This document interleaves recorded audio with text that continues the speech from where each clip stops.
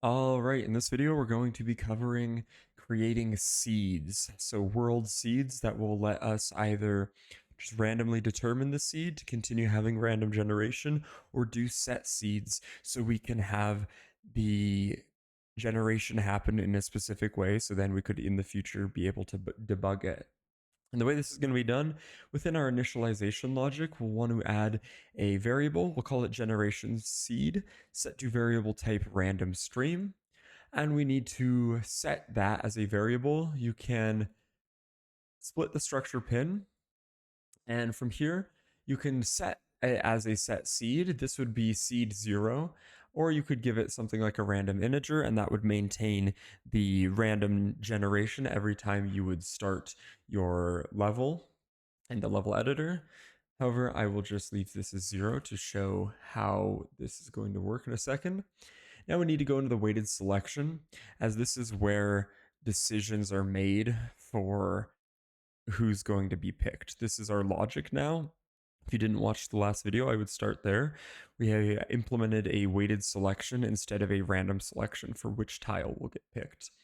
And so now when we set that random weight, we need to do it from a random weight integer from stream. The stream being our generation seed. You could call this generation stream as well. And just the total weight as the max. You don't need to do any -1s or anything, because if you hover here, you'll see returns a uniformly distributed random number between 0 and max -1. Perfect. And now we will just set my tile weights back to 100. If I play, I will have this seed, and we can just kind of quickly memorize that's kind of how it looks. We'll start again, and it's exactly the same. So now we have a set seed. This will always generate in this way in seed 0. Now we can make some changes. For instance, changing the seed, we could just change it simply to seed 1. And we will see it's different. However, it will stay the same as long as it is seed 1.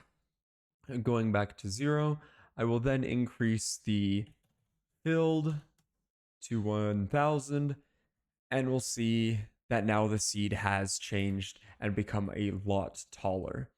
So this can let us see how seeds will start to get impacted, which is useful. And in the future, at least for debugging, we can use set seeds to find specific problems and solve them. So this is very nice to have.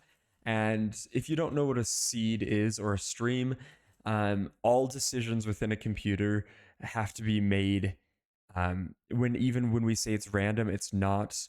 We have some string of numbers that determine all things, and that's essentially what a stream is. It's just a very long. You could see it as a very long number, and we're going to just start at one side of the number and then just whittle our way down it using each of those different integers on it as uh, those integers will be used for decisions. They'll be used for things like randomness. True randomness cannot exist within a computer.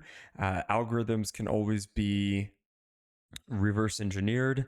There exists not true randomness, and that can be simulated. We can try to create randomness using streams and seeds, and usually just the random integer. This is Unreal handling some seeds in the background. They have their own streams that would help determine what this random integer function is doing. But now we're taking control of that, where we want to now have set seeds. And this is going to be pulling from our own stream and allowing us to keep consistent generations if we would like.